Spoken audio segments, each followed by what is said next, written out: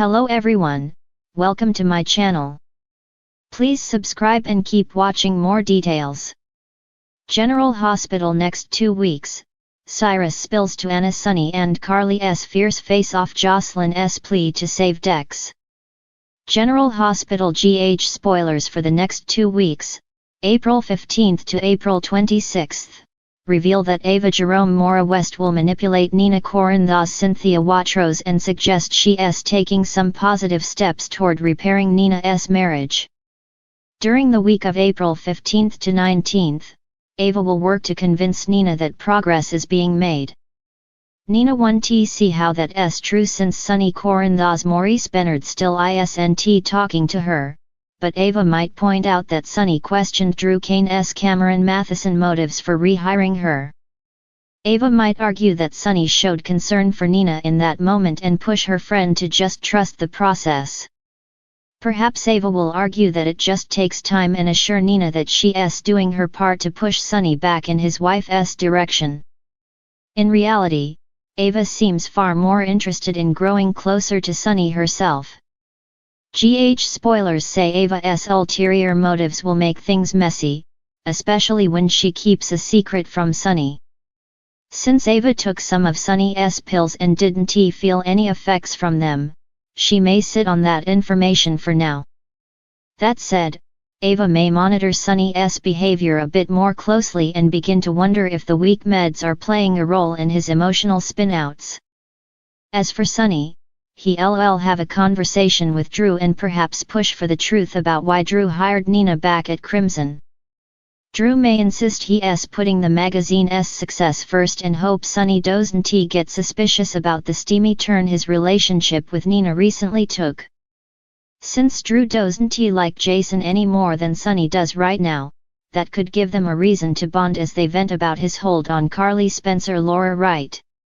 Next, Anna Devane Finola Hughes will get a shock when she sees the aftermath of John Jagger Cates' Adam Harrington attack, so we'll see if he blames Sonny or Pikeman for sending those brutes. Anna will also realize something along with Laura Collins Jeannie Francis, and it looks like it'll involve Cyrus Renault Jeff Kober.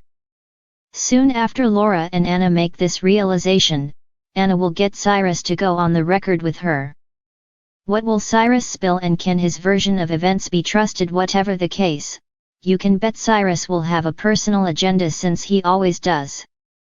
Elsewhere, Trina Robinson Tabiana Ali will fish for details on what happened between Joselyn Jax Eden McCoy and Dex Heller Evan Hofer, so she might also wonder if there's a chance they could work things out. Joselyn may insist that ship has sailed, but she'll still worry about Dex as his cop training kicks off. Sonny will quickly find out about Dex's new career path, so Joselyn will fear the worst and deliver a heartfelt plea to Anna. Perhaps Joselyn will admit she still cares about Dex and beg Anna not to officially hire him. Anna may think this PCPD gig protects Dex from Sonny's wrath, but Joselyn will insist it's making him even more of a target. Since it looks like Dex is becoming a police officer whether Joselyn approves or not, she may at least plead with Anna to watch over him and take a special interest in keeping him safe. As for Brooklyn Quartermain Amanda Sutton and Harrison Chase Josh Swickard, they'll get honest during a discussion about their finances and keep the line of communication open between them. Back with Nina, she'll get into a shouting match with Drew. Could that lead to Drew and Nina shedding their clothes for another passionate romp in Drew's office later? Willow Corinthos Caitlin McMullen will catch up with Drew and offer sympathy following his breakup from Carly. If Drew suddenly softens toward Nina and encourages Willow to cut her a break, Willow may wonder what's going on. Drew might act like it's better not to hold grudges, but he may actually be doing Nina the favor she asked for. Other GH spoilers say Carly will see how John's healing and spend a little more time with him, so these two will continue to get closer. As for Jason, he'll shock Carly with an extremely generous gift. Once Nina and Jason's deal for the Metro Court gets squared away, Jason will admit he bought Carly's half back for her. Carly might object at first, but Jason has a knack for calming her down and helping her see things his way. That may be the case this time as well, so Carly might end up throwing her arms around Jason for a grateful hug. Maybe Sonny could even spot Carly and Jason's embrace since he's about to have a heated argument with his ex. Carly and Sonny will have a fierce face-off, so Jason may get caught in the middle of the feud. Jason will have a run-in with Sam McCall Kelly Monaco as well, so she'll deliver another stern warning about Jason keeping his distance from Danny Morgan Asher and Tonizon. However, Danny may be the real problem since he'll inevitably seek out his dad and want to bond with him.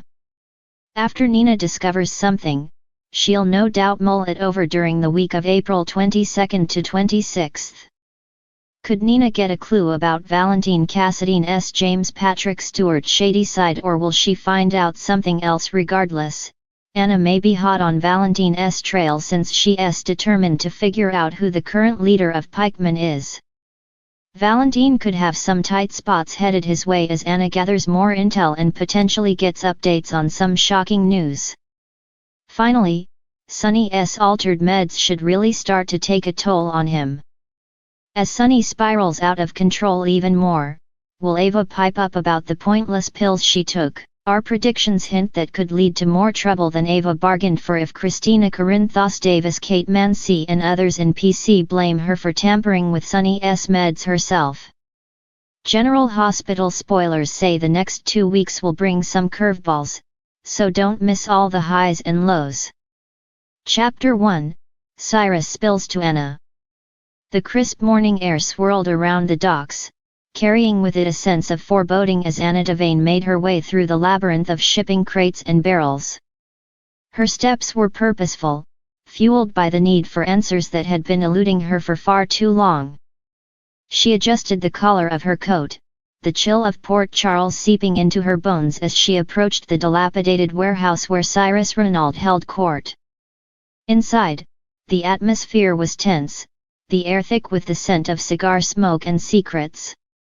Cyrus, the enigmatic kingpin of Port Charles, reclined in a leather chair behind a desk cluttered with papers and half-empty glasses of whiskey.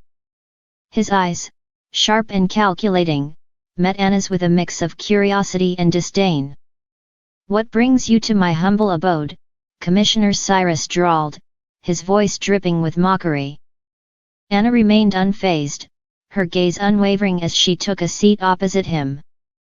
"I'm not here to exchange pleasantries, Cyrus. I want to know what you're planning." A smirk played at the corners of Cyrus's lips as he leaned back, steepling his fingers beneath his chin. "Ah, always so direct, Anna. I admire that about you. But I'm afraid I can't indulge your curiosity today." Anna's jaw clenched, frustration bubbling beneath the surface. "Enough games, Cyrus. People's lives are at stake, and you're pulling the strings behind the scenes like some twisted puppeteer. Tell me what you know." Cyrus's expression darkened, his amusement giving way to a steely resolve. "Very well, if you insist on prying into my affairs." Leaning forward, he lowered his voice to a conspiratorial whisper. "But know this, Anna Devane, once you're in, there's no turning back." As Cyrus began to divulge his sinister plans, Anna listened intently, the pieces of the puzzle finally starting to fall into place. But with each revelation, she realized just how deeply entangled she had become in Cyrus's web of deception. And as she left the warehouse that day, a sense of dread settled over her like a shroud, knowing that the battle ahead would be unlike any she had ever faced. Chapter 2, Sonny and Carly's Fierce Face-Off. The tension crackled like electricity in the air as Sonny Corinthos stood face to face with his estranged wife, Carly, in the dimly lit confines of the Metro Court Hotel. Theirs was a love story written in the stars, but lately, it seemed that fate had dealt them a cruel hand. "I won't let you do this, Carly." Sonny's voice was low, his eyes ablaze with a mixture of anger and hurt. "You can't just walk away from everything we've built together. Carly squared her shoulders, refusing to back down despite the turmoil raging within her. I'm not walking away, Sonny. I'm taking control of my life, of our children's lives. And if that means leaving you behind, then so be it. The words hung heavy between them, a painful reminder of the chasm that had grown between them in recent months.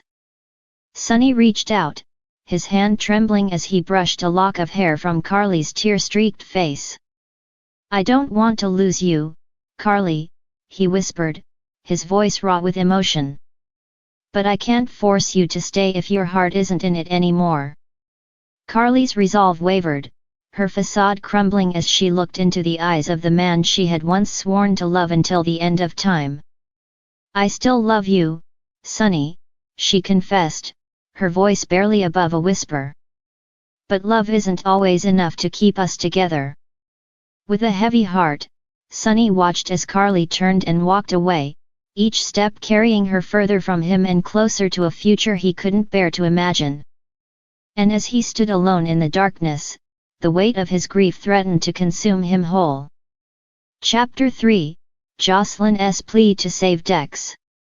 In the quiet solitude of General Hospital's pediatric ward, Joselyn Jacks stood vigil at the bedside of her friend Dex, his frail form barely recognizable beneath a tangle of wires and tubes. The cancer that had ravaged his young body seemed to grow more relentless with each passing day, leaving Joselyn feeling powerless in its wake. Please, you have to help him, Joselyn pleaded, her voice trembling with desperation as she turned to face Dr. Terry Randolph, the renowned oncologist who had become a beacon of hope in their darkest hour. Dr. Randolph's expression was grave as she reviewed Dex's chart, her brow furrowed with concern. I'm sorry, Joselyn, but Dex's condition is deteriorating rapidly. We've exhausted all available treatment options, and his body simply isn't responding. Tears welled in Joselyn's eyes as she watched Dex struggle to draw breath, his once vibrant spirit now dimmed by the relentless march of disease. She couldn't bear to lose him, not when there was still a glimmer of hope left to cling to. Isn't there anything else we can try? Joselyn's voice cracked with emotion, her heart breaking with each passing moment. Some experimental treatment, anything that might save him.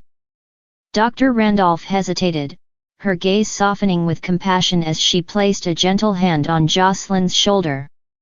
There is one option, she began, her tone measured. But it's highly experimental, and the risks are significant. I can't guarantee that it will work, or even that it won't make things worse. Joselyn's resolve hardened, her determination unwavering as she met Dr. Randolph's gaze with steely determination. I'll do whatever it takes to save Dex, she vowed, her voice ringing with conviction. Even if it means risking everything. As Joselyn prepared to embark on a journey fraught with uncertainty, she knew that the road ahead would be fraught with challenges. But with Dex's life hanging in the balance, she refused to let fear dictate her actions. For in the face of adversity, she would stop at nothing to save the ones she loved most.